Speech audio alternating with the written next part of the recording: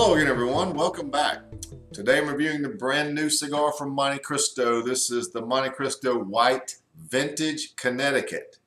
And here it is. This is actually the double Corona, 6.5 by 50. Now, a little bit about this cigar. It uses a 2008 Connecticut shade wrapper grown on the Altadas Farms in Connecticut River Valley. Actual Connecticut wrapper. Now underneath the wrapper is a Nicaraguan binder, and the fillers are from the Dominican Republic, Nicaragua, and Peru.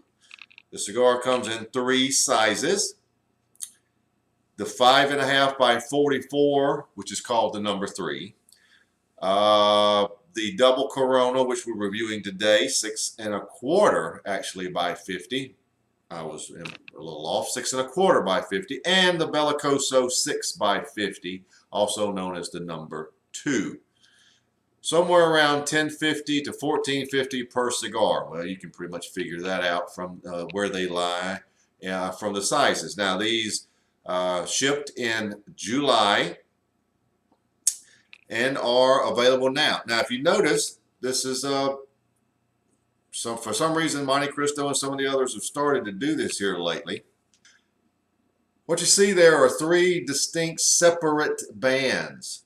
It's just something else. But they are pretty cool. The one in the middle there is denotes the White Series, which is what this is also termed as.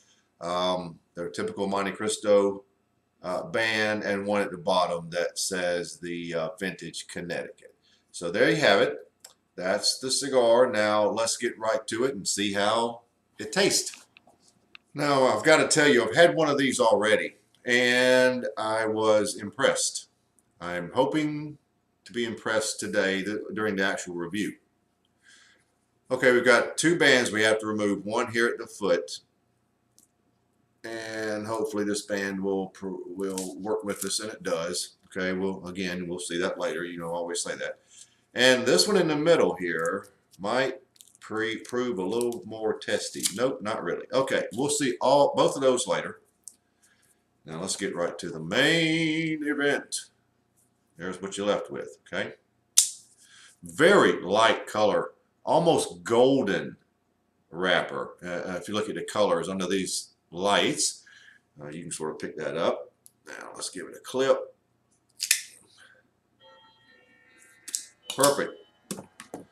Perfect draw.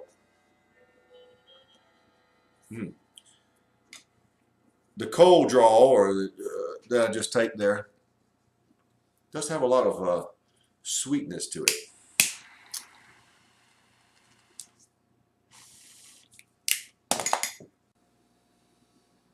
Very interesting flavors, not untypical for Connecticut, but there's a lot of boysenberry with white chocolate. Not a very rich white chocolate, but there's that dry sort of a white chocolate feel. Sort of a roasted dry nut feel.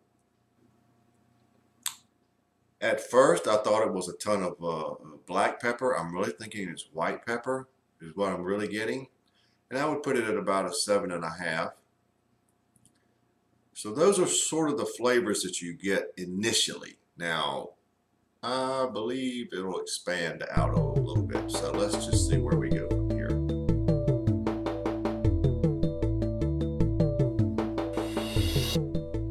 Well, I guess I'm roughly an inch, maybe 1.5 inches in.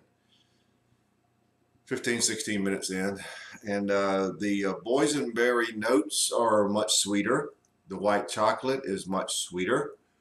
There are also notes of dry hay.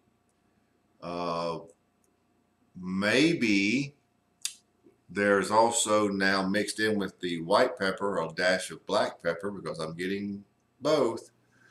There's a little butteriness to the white chocolate, the front end flavors. It's interesting. They're changing a little more, developing a little more sweetness, expanding a little bit. The roasted or dry nut flavors are becoming subtle because the sweeter flavors are moving more to the front. There is a base of some sort there, and it could be a very mild coffee base, but there is a lower level flavor. It's not earthy. It can only be described as a very low level or mild coffee. But there is definitely more of an influence of black pepper now to go along with that white pepper. The butteriness is nice. The elevated sweetness is nice. The cigar really comes across as fairly mild, right around medium, which is odd to come out of the gate that way for a Connecticut, but it's not a wimpy Connecticut. The finish is a very sweet cream with a little lingering white pepper. So almost a little influence on the finish also of that white chocolate. So that's where we are at about 1.5 inches or so in. Where do we go from here?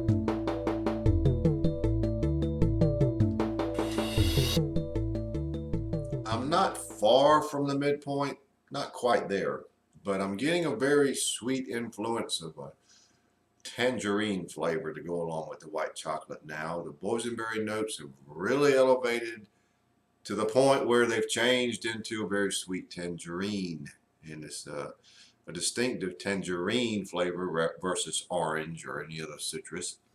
But there's that definite flavor of white chocolate to go along with it. Now the other flavors are still there in some percentage, but subtle, including the dry hay. There's the roasted nuts. There's everything to go along with it. The butteriness has been toned down by the elevated sweetness of the tangerine, but it's still floating around too. It's really only changed, but it was the sweetness is just from the start going up, up, up, up, up, up. Nice.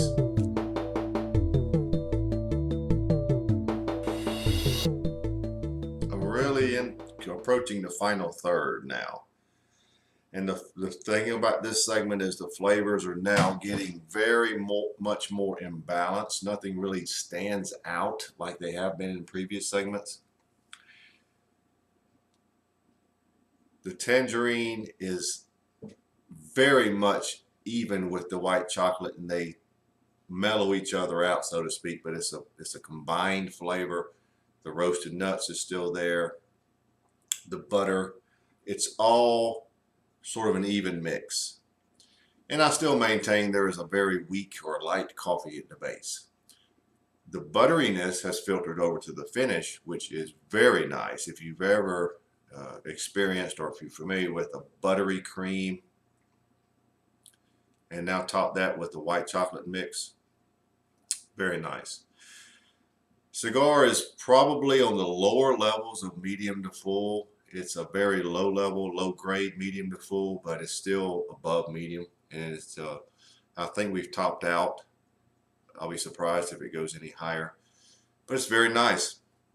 There continues to be now a mix of black and white pepper, but it seems to be more on the black side now. It's sort of strengthened as the cigar went along from a white pepper, which we know what that tastes like, and the difference in white and black, and it's sort of moved up to the black level now, which is fine with me. So that's where we are, and moving into the final third.